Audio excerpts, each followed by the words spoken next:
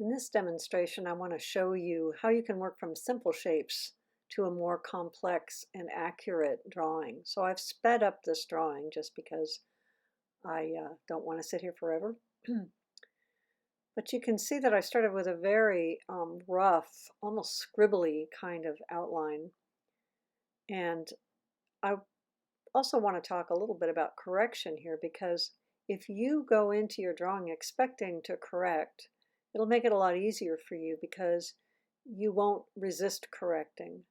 So you can notice how loose my original drawing was, but now I'm kind of tightening it up. So I'm looking carefully at the subject, and now I'm erasing out a lot of the lines that I made. That gives me room to make corrections and more lines.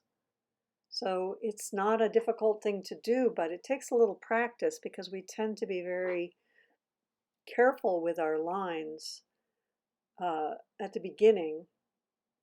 And actually the place to be careful with your lines is at the end. Notice how I'm cleaning up and adding and subtracting, going back and forth. It gives me a lot of flexibility. Notice how the shape becomes more and more like the shape of the bear. I'm actually just focusing on the outline in this video. I'm not going to go into the interior. I'm not going to start shading.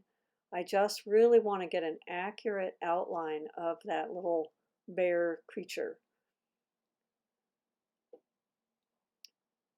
Here I'm coming in a little tighter, a little more control now, zoomed in. I'm working in Photoshop here, but it translates pretty much exactly to pencil. What I recommend is when you're working on your underdrawing, which is that first drawing that I did, use a hard pencil and don't use a lot of pressure. You don't want to make a dark outline at this point. We'll put a dark outline in at the end, but we want to have a very accurate outline. Now see, here I'm putting the dark outline in, and I'm using the look, hold, draw method.